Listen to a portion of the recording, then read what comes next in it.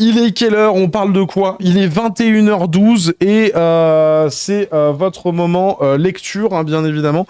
Nous allons reprendre le récit là où on en était, du coup. Abordons le chapitre 9 de l'Entre-deux-Terrasses. De quoi il en retourne? Alors, les athéistes, chapitre 9. Ne laissez personne en vie, aucun témoignage, aucun souvenir. Vêtus de longs habits blancs, une capuche couvrant leur visage, armés d'arbalètes et de lances, les athéistes étaient un peuple reculé des montagnes Alcan. Réputé pour leurs croyances particulières, ce peuple fut toujours en autarcie, sans le moindre contact avec Astralia. Une vingtaine d'hommes étaient présents, descendus depuis la montagne Alcans, je sais pas. Ils venaient d'entrer au souk depuis la plaine Alcan. On va dire Alcan. C'est quoi? Vas-y, let's go, on s'en bat les couilles. L'un des athéistes retira sa lance plantée dans le corps de cet habitant du souk, lâchant le téléphone durant sa mort. Lâchant le téléphone durant sa mort, carrément. La mort avait commencé et c'est à ce moment-là qu'il s'est dit je lâche le téléphone. Où est Picnan? Putain, encore un nouveau pseudo et tout. Comment ça? Qu'est-ce qu'il y a? Pourquoi vous êtes en train de souffrir? Attendez, la lecture vient de commencer. On est à la page 123 sur 430, hein. Accroche-toi. Où est Picnan? Pas dans cette maison. Alors continuons, brûlez la maison. Ah ouais, d'accord, carrément. Deux athéistes frottaient leurs lances entre elles afin d'en créer des étincelles. Ouais, mais les regards, ils se croisaient ou pas, du coup? La maison du souk se mit à brûler. Les maisons du souk n'étaient que de simples tentes de voiles et autres tissus. Aucune résistance ne pouvait être présente. Les athéistes se mirent à continuer leur route en s'enfonçant dans le souk, visitant chacune des maisons, tuant chaque personne s'y trouvant, sans exception. Une autre maison fut fouillée. Une famille s'y trouvait, un couple et une enfant proche de l'adolescence. Tu vois, quand c'est Raphaël qui écrit ce genre de ligne, t'es pas rassuré par ce qui va suivre.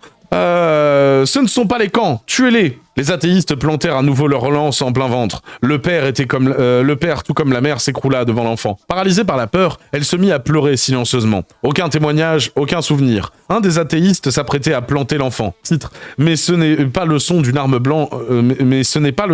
blanche, tranchant la chair qu'on entendit à ce moment-là. Mais bel et bien un coup d'herte. L'athéiste s'écroula au sol devant l'enfant, un trou au milieu du front. Une personne surgit depuis l'arrière de la tente, où une entaille fut faite afin de pénétrer dans la maison par l'arrière. Wesh, c'est quoi vos bails là? Tu oses te dresser contre nous? Et je te le dis direct, moi je fais pas du 1v20 pigé. Donc là, je prends la gamine et je me tire Starfoula, cavale. Y a Starfoula dans... D'accord, ok, très bien.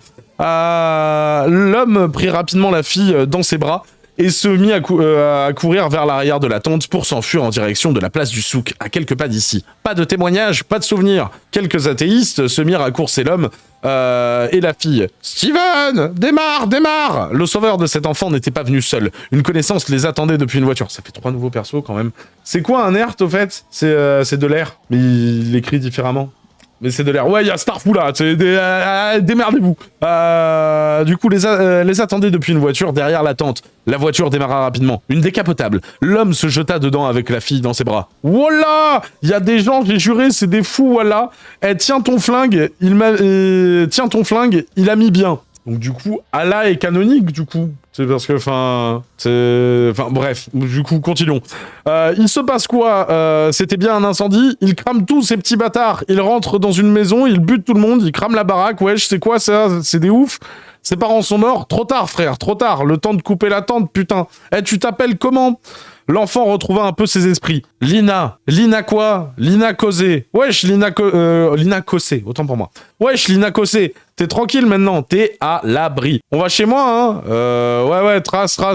Va falloir appeler les bandits, là, hein. Tous tes poteaux, parce qu'ils sont nombreux, ces bâtards. Les bandits, les bandits. Voilà, on va appeler les bandits Starfoula, putain. Les athéistes virent la voiture partir au loin. Le reste du groupe ainsi que le chef arrivèrent. L'une des athéistes s'accroupit et posa la main sur le sol, sur les traces provoquées par les roues de la voiture. Du sable rocailleux, alterné par un matériau 2/15 du pneu. Je ne veux aucun souvenir. Putain, il a que ça à la bouche, l'autre, hein. Les athéistes se mirent à suivre les traces par l'expertise de leur alchimiste sans presser leurs pas. D'accord. La voiture arriva devant la tente de Steven. C'est ici, faut que je m'équipe, j'ai juste pris le flingue, j'ai rien d'autre. Prends ma bagnole avec la petite et va à la place des bandits. Je vous rejoins après. T'es sûr? À pied et tout. Ouais, ça devrait le faire. Steven lança les clés de la voiture au sauveur et rentra dans sa tente. Vous savez conduire? Bien sûr, je sais conduire. T'as cru j'étais une groule?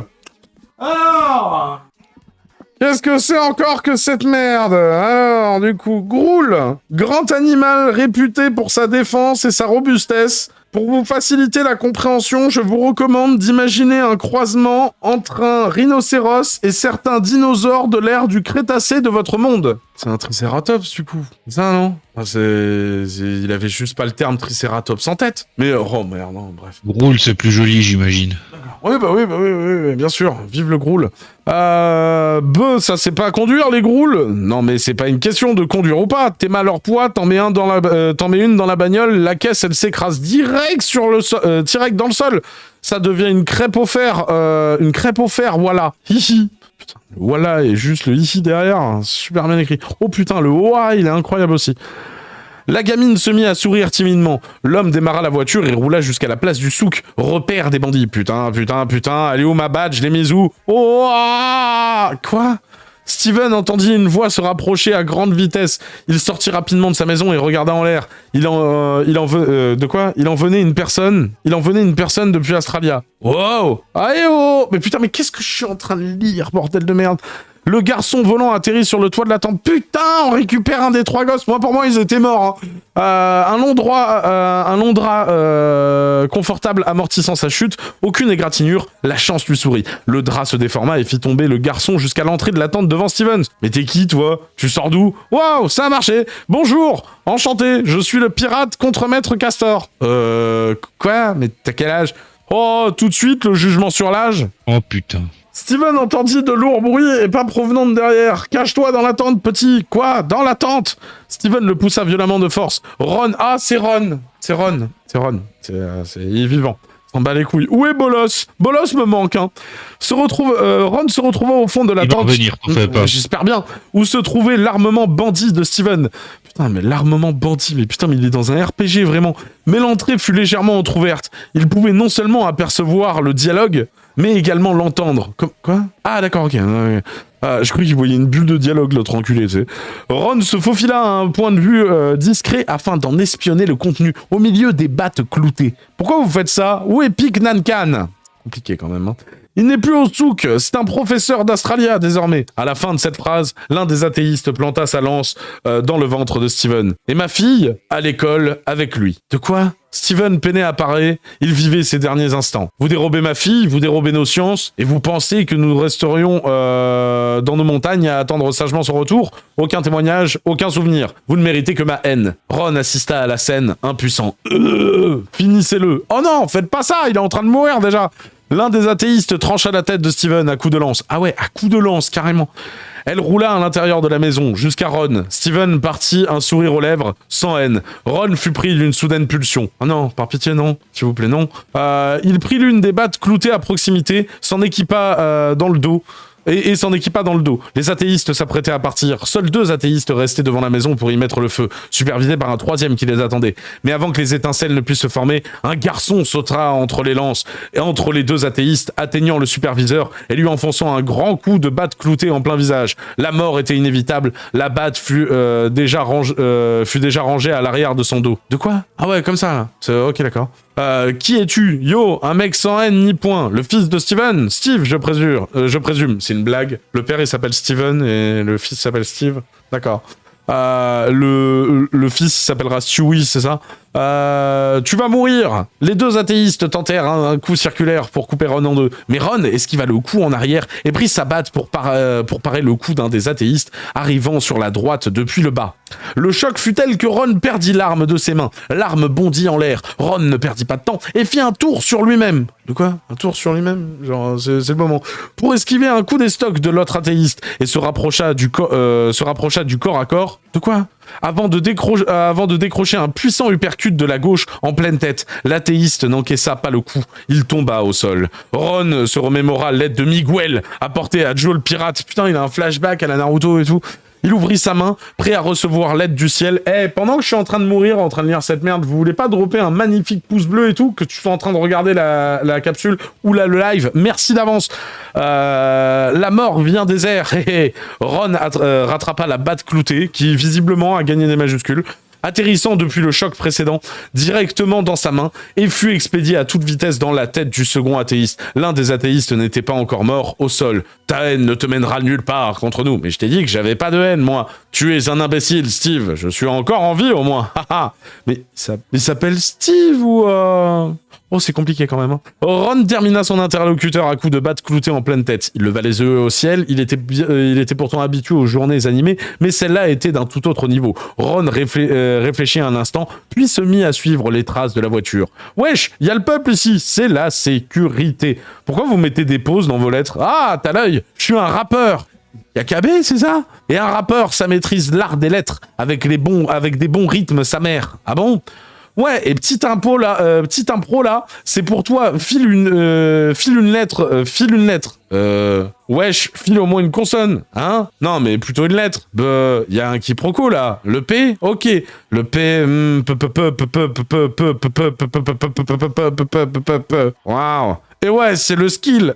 On est arrivé. Bon, alors c'est le moment où je décrète que j'estime ne pas être assez payé pour lire cette merde. Hein. Non, mais... Non, il y a un moment merde. Hein. C'est un effort surhumain, des fois. Hein. Le rappeur et la petite arrivèrent au milieu de la place, en voiture. Un bandit s'approcha. Le chef de guerre des bandits. D'où son nom, le chef de guerre. Non, mais ta gueule. Oh putain, mais on dirait la vanne dans Mission Cléopâtre. Et là, on fera une grande allée avec plein de statues, qu'on appellera la grande allée avec plein de statues. Sauf que lui, en fait, il l'écrit premier degré, tu sais. Un bandit s'approcha, le chef de guerre des bandits. D'où son nom, le chef de guerre. Putain, c'est violent quand même. Où est Steven? Frère, il est derrière. Y a personne à l'arrière de ta bagnole. Non, mais derrière la voiture, genre loin, chez lui, quoi. Il devait nous apporter de l'armement supplémentaire. Les Arcaniens vont bientôt atteindre la place. Et ben justement, il arrive avec l'armement. C'est qui, elle? Une habitante de quartier nord, côté montagne. Ses parents, c'est fini, hein. Caput, dead, à plus, c'est mort. Comment tu t'appelles? Lina. Terminé, plus rien, couper la lumière. Tu vas rester dans la Josie, à l'abri. C'est quoi la Josie, ça, maintenant? Qu'est-ce que c'est que cette histoire? Qu'est-ce que c'est que ce machin? Hein? C'est le nom de la bagnole de Steven. Ah ouais, la vieille Josie et tout. C'est dans les heures les plus sombres que se créent les plus gros liens. À l'abri de la Josie, il y a de la vie qui se méfie, alors je me défile. Oh putain, tu vas fermer... Ah, mais ouais, non, mais c'est l'avenir en plus, hein, tu vas fermer ta gueule. Mais c'est exactement ça. C'est Chazelle, mais bordel, tu es en train de lire quoi? Le livre de Pierre Horquin. Quelqu'un peut faire un topo à Javeliseur, lui expliquer c'est quoi les tenants et les aboutissants de Barbe Rouge et de comment ça s'appelle de Joe le pirate, hein, bien évidemment. Parce que là, j'ai l'impression il est du père, le pauvre. Donc du coup, c'est quoi? Oh, tu vas fermer ta gueule. Putain, ouais, si seulement... Ouais, j'étais pas sensible à l'art. C'est pas de l'art, mais de l'armement qu'il me faut, là, maintenant. Là. Descends de la bagnole, on va te filer un flingue, hein? Je suis pas un guerrier, moi, je suis un artiste. Eh bien, il est temps de te reconvertir, la situation l'impose. Non, mais c'est ma place ici, wesh, vous allez pas combattre chez moi. Reste à ta place et laisse faire les grands. Comment ça, reste à ma place? Évidemment, je reste à ma place. C'est toi qui es pas à ta place. C'est ma place ici. T'es dans ma place, sans être à ta place. Wesh.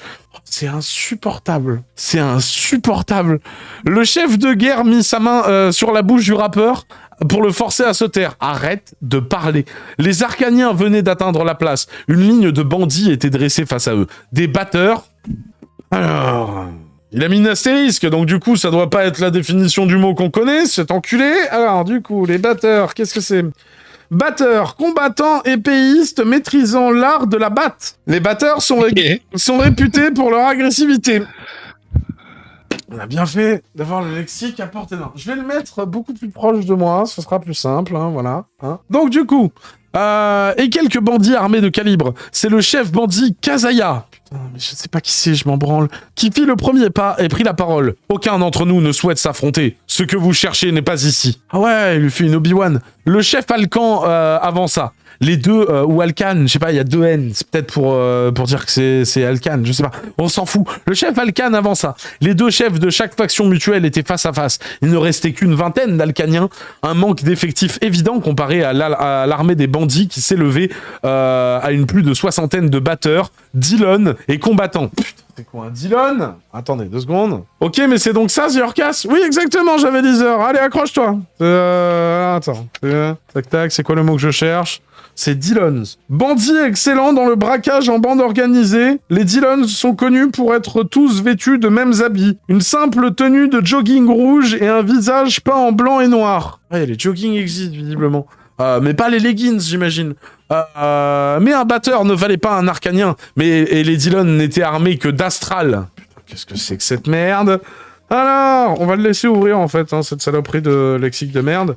Alors, un astral, fusil d'assaut australien, le plus couramment utilisé et le plus vendu populairement. Le plus vendu populairement? D'accord.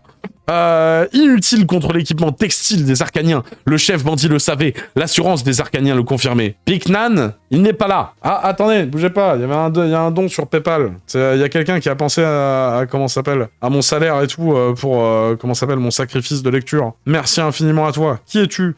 Merci, noble Vincent, pour les 5 € sur PayPal. Yomi, PayPal, so good.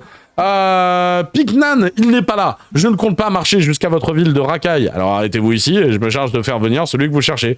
Es-tu seulement digne de confiance? Aucune réponse à cette question ne changerait son résultat. Soit, je te laisse une journée pour m'amener ce traître. Je reconnais bien ici la sagesse alcane. Kledzniel Karov? Quoi? Qu'est-ce qu'il t'a dit? Quoi? Kledzniel Karov? Bon, on m'avait pas prévenu que je passerais linguiste et tout avec cette merde. Hein. Qu'est-ce que c'est que cette merde? Alors attends, bouge pas. Kledzniel Karov. Langage arcanien. Alors pourquoi il parle français, ces connards? Cet ordre serait traduit dans votre langue par « Le travail est fait, nous partons ». Ah, c'est que la force soit avec vous, c'est ça? Il fait que du lord dropping, en fait. C'est exactement ça. Du coup... Le chef Alcan s'adressait à son équipe. 2 des combattants avancèrent vers les bandits. Un couple Alcan. Ces Alcaniens resteront avec vous pour surveiller vos activités et confirmer votre confiance. Cela ne me gêne pas. Je suis un homme d'honneur. Bien. Javs. Qu'est-ce que c'est encore ça? C'est un nom? Donc Javs amène ces Arcaniens au sud. Faisons preuve d'hospitalité. Chef, ils ont massacré une partie de notre population nord. Et si tu ne souhaites pas étendre ce massacre jusqu'au sud, fais preuve d'hospitalité. Ils ont l'air tous courtois quand même, hein. Bien, suivez-moi. Je vous amène à notre espace de convivialité. Alors, je lis le chat en même temps. Hein, j'essaie de faire 2 trucs à la fois. Oui, ça a été relu. Et ça a été validé par Cylon ou Skylon, je sais plus comment faut dire. Vous savez, la gamine qui avait fugué de chez elle et tout pour habiter chez Pierre Orca. D'après ce que j'ai compris, c'est elle qui a vérifié comment s'appellent les bouquins avant que ça soit publié. Peut-être là je dis de la merde là sur ce point. Peut-être. Tu prends ce que je dis là avec des pincettes. Javs accompagna les 2 Alcaniens escortés et quelques batteurs. Ils quittèrent la place en direction du sud. Et vous, nous retournons au nord, sans quitter votre territoire, jusqu'à l'arrivée de Picnan. Une journée. Une journée me suffira pour amener votre homme. Retrouvons-nous demain, ici même. Putain, mais qu'est-ce qu'on s'en bat les couilles? Les Alcaniens s'apprêtèrent à partir. Les 2 chefs se serraient la main pour symboliser cette trêve au sein de leur faction. Oui, mais le problème, c'est qu'en fait, comme tu nous l'as droppé, là, il y a moins de 3 pages, en fait, ton putain de lore et toutes ces conneries concernant ces 2 tribus, on en a rien à foutre. Et comme tu fais ça à chaque chapitre, on en a rien à foutre de ce qui se passe, en fait. C'est insupportable. Tu veux pas te concentrer sur un truc, tu vois, histoire que... Bon, unique, hein. C'est celle qui fait la cuisine, du coup. Tac. Mais le chef bandit vit arriver un jeune homme au loin, dans le dos des Alcaniens. Courant à pleine vitesse, armé d'une batte cloutée. Les bruits de pas dans le sable rocailleux se faisaient entendre au fil de son rapprochement, au point que les Alcaniens se retournèrent vers lui. Au moment où il bondit vers l'un d'entre eux et décrocha un énorme coup de batte en pleine tête sur l'un des Arcaniens, et rejoignit... Et rejoignit les 2 chefs au milieu de la place dans le même élan. Cette phrase elle est un peu longue quand même, non? Est-ce donc là votre hospitalité? Il y a méprise, ce garçon n'est pas avec nous. Qui es-tu? Le chef alcanien retint ses hommes d'un geste de main. Une guerre pouvait se déclencher à tout moment. Je suis le contre-maître Pyrrha. Ah bah non, du coup. Je suis Bandit Steve. Soit. Quoi? Non, il n'est pas du tout avec nous, je le connais pas. Gris Kaiva. Alors... Qu'est-ce que ça veut dire, cette merde, hein? Qu'est-ce que ça veut dire, cette connerie? Grins Kaiva, langage arcanien. Pourquoi il parle français, encore une fois? Cet ordre serait traduit dans votre langue par « Attaquez donc ces traîtres ». D'accord. Suce à l'ennemi, quoi, en soi. Le chef arcanien cria son ordre à ses hommes. La guerre fut lancée. Les arcaniens lancèrent leur assaut frontal, armés d'arbalètes, de lances à 3 de portée, d'un armement bien supérieur au bat et simple revolver des bandits. Bandit Steve sourit au chef bandit. Vous vous rendez compte que là, en fait, si on récapitule, il y a une guerre de factions qui est en train de se créer parce qu'il y a un enfant qui a été envoyé dans un canon, si tu veux, par son pote qui faisait son barou d'honneur en les envoyant d'un bateau qu'ils n'étaient pas censés piller, parce qu'ils étaient censés piller l'autre bateau, si tu veux. Tout ça parce que, en fait, à la base, il s'est pris la tête avec Alice. Et c'est ça l'histoire. Et on en arrive à des guerres de factions. Parce qu'il y a des enfants qui sont tirés dans des canons. Bien qu'ils servent à quelque chose en même temps. C'est conceptuel quand même, hein. Non, Léviat, c'est pas sucer l'ennemi, bordel de merde. Et salut, je viens vous sauver, sombre petit con. Tu viens de rompre une trêve et lancer une guerre. Ouais, tout de suite, la guerre, d'un coup, là aussi. Le chef bandit sortit un Desert Eagle, revolver de calibre bien supérieur aux autres bandits, et se mit à tirer sur le chef alcanien. Mais ces tirs étaient inutiles. Les vêtements des alcaniens étaient taillés dans des formes géométriques particulières, dans un tissu de leur technologie, afin de dévier toute perturbation ventesque. Ah mais oui, comme ils tirent des balles qui sont des balles d'air. Ah, en d'autres termes, les décharges d'Hert, qui sont de l'air du coup, produites par les armes à Hert, glissaient. Et était tout simplement inutile face à l'équipement des Alcaniens. Le chef alcanien ignora tout simplement les tirs du bandit-chef et s'adressa à bandit Steve. Réfléchis-tu seulement à tes actes? Ah, il lui a fait un 3e écran, c'est ça? Non, réfléchir, ça peut faire tomber. Tes paroles me sont incompréhensibles. Putain, nous, c'est le bouquin qui est incompréhensible. Portel de merde. Laisse tomber, tu réfléchis. Notre puissance, c'est notre intelligence. Ah bah ça tombe bien. Le chef alcanien se mit à lancer son offensive. De grands coups de lance circulaires ponctués de quelques coups d'estoc. Bandit Steve les esquivait de justesse. Mais attends, mais il s'appelle Bandit Steve maintenant? Mais on est d'accord, c'est Ron? Non? C'est quoi? C'est enfin... Oh, bref. Bandit Steve les esquivait de justesse et tentait de contre-attaquer. Mais il ne réussissait qu'à toucher les vêtements de l'alcanien sans jamais le blesser. Sa batte manquait visiblement de portée. Rappeur, tu fous quoi? Tire! Wesh, tu vois pas qu'ils prennent pas les dégâts? Faut des calibres plus gros là. Faut la police, faut les armes de la police, Starfoula. J'appelle la police, voilà, les temps changent. Il y a un Starfoula, bordel de merde.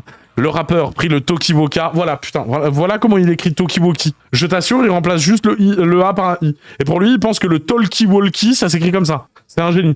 Le rappeur prit le Tokiwoka d'un des bandits. C'est quoi la fréquence de la police? Tu veux appeler la police alors qu'on est tous en avis de recherche? Ouais, je parle pour toi. Moi, c'est Pépouze. T'as vu? Voilà, après... l'interlocuteur du rappeur se prit un carreau d'arbalète en pleine tête. Le dialogue ne pouvait pas se poursuivre. Merci, Sherlock. Bah non, c'est le fils du mec décapité. Mais attends, mais du coup, il est passé où, Ron? Du coup, après, voilà, ça fuit les conversations. Comment tu veux gagner une guerre avec des lâches comme ça? Hutch. Pardon, mais il est mort, en fait. Le rappeur, à couvert derrière des tas de débris en ferraille, vit quelques carreaux passer juste au-dessus de lui, se diriger à grande vitesse vers le sud. Il se leva d'un coup pour crier sur les Alcaniens. « Eh, t'arrêtes tout de suite ou j'appelle la police! Ils vont venir calibrer, tu vas rien faire !» Il se finit quand, ce chapitre? D'autres carreaux arrivaient. Le rappeur se remit à couvert après cet échec de négociation. Non, c'est pas réceptif, ça. Non, c'est pas réceptif, c'est ça leur problème. Vas-y, on va toutes les faire, hein. 261, c'est quoi ça, 261? Allô, wesh, y'a rien. 261, 424, allô. Secrétaire de l'école d'Astralia, j'écoute. Wesh, c'est quoi la fréquence de la police?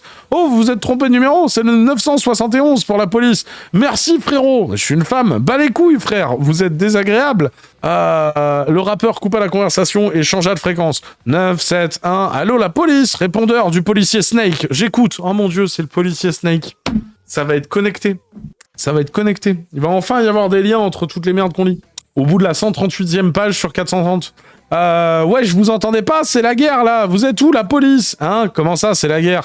Théma, il balance des carreaux partout. Mais attends, mais ils viennent pas dire répondeur du policier Snake? Le répondeur, il parle. Théma, il balance des carreaux partout. Oh, vous êtes en guerre contre des formes géométriques, monsieur? Hein? Vous appelez depuis le souk. Vous êtes contre les Alcaniens, c'est ça? Voilà. Et ça balance des carreaux à toute vitesse. Là, faut ramener les véhicules blindés et les calibres. La géométrie, ça arrache sa mère. Ouais, j'ai toujours dit que la science, c'était dangereux, hein. Mais raconte pas ta vie. Bon, écoutez, monsieur, vous essayez de tamponner repos jusqu'à demain 8h, et si vous êtes encore en vie demain 8h, demain 8h, wesh, dans 1 heure, il n'y a plus personne, tu dis quoi, toi? Non, mais il est bientôt 21h, vous êtes fous, quoi. En plus, il y a le dîner avec la femme de Johnson, là, qui m'attend. Elle a fait une soupe de capoumol au miel. C'est quoi le capoumol? Voilà. Le capoumol, c'est un plat nordien, australianor du coup, à base de capoumink. On va te faire enculer en fait. C'est non mais à ce niveau-là, va te faire enculer. Dispose d'effets bénéfiques atténuant la colère. Ok, très bien. Et le miel, c'est quoi? Sang de Cructux? Quoi? Sang de quoi? Miel de points? Non mais mec, ça s'écrit KRRTX. Donc du coup, miel, sang de Cructux. Cependant, le miel est de même goût, même couleur et même consistance que votre monde. Que notre monde ou que dans notre monde? Putain, la définition, elle veut rien dire, frère. Sang de Cructux. Qu'est-ce que c'est un Cructux? Ah, c'est écrit juste en dessous. Cructux. La façon la plus simple pour vous de comprendre cette espèce, c'est de visualiser des insectes de votre monde, mais de leur donner une taille atteignant plusieurs mètres. Crotux est le mot utilisé pour désigner une grande famille d'êtres vivants, comprenant les scrabes, les arachnes, les krills et les saractes. Bien sûr. Donc du coup, le miel, c'est du sang d'insectes géants, du coup. Mais cependant, le miel est de même goût, même couleur et même consistance que notre monde. Le miel, il a la consistance de notre miel ou il a la consistance de notre monde? C'est tellement mal écrit, bordel de merde. Continuons, hein, bien sûr. Hein. Hé, écoute-moi bien, bip, bip, bip. Voilà, c'est trop. Grenade! Le rappeur jeta le Tokiwoka depuis sa couverture sur les Alcaniens. Ah, t'as eu peur, JPP. Rappeur, le Tokiwoka, file-le-moi. Chef, je viens de le balancer. Ah, c'est ça le timing nul, frère. Pourquoi tu balances les Tokiwoka? Non, mais c'était pour faire une feinte, t'as vu? Peut-être pendant une seconde, ils ont relâché leur attention, ça nous ouvre une ouverture avec une opportunité à la clé, voilà. Mais va me le récupérer. Faut que j'appelle les Dons. Oh putain, c'est quoi ça encore?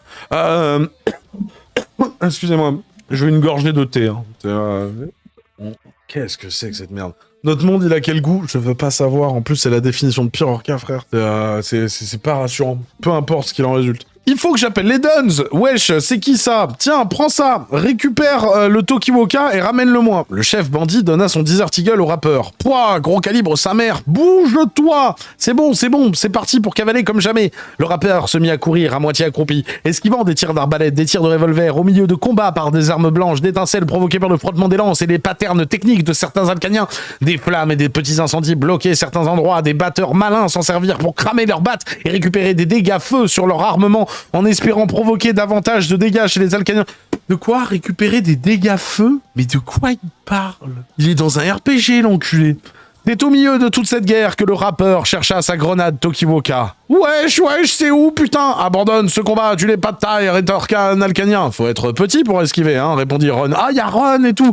Le rappeur se retourna vers le dialogue. Il était juste à côté du chef Alcanien et de Bandit Steve. Eh, t'es celui qui nous a foutu dans la merde, toi. Je suis votre sauveur, ouais. Bandit Steve tenait le dialogue avec le rappeur en continuant ses esquives, contre-attaquant avec sa batte cloutée qui semble inefficace. Mais t'as pas vu une grenade qui explose pas? Waouh, c'était limite. Ah si, là-bas.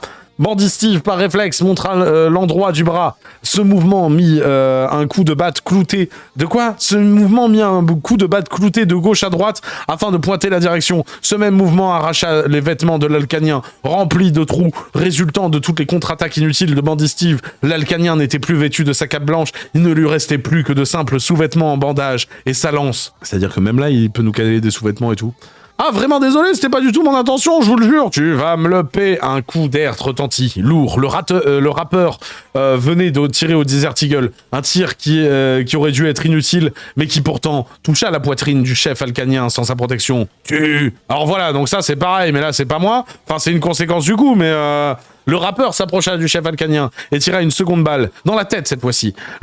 Il avait un tissu sur la... Ah ouais, le voile. Le chef alcanien s'écroula. Bandit Kazaya vit la scène depuis son abri. Il se leva et cria son dernier ordre. Déshabillez-les! Mais putain, mais ça se voit que c'est le livre de Pyrorca. Il peut pas foutre une scène à la 300 sans qu'il y ait tout le monde à Walp, quoi.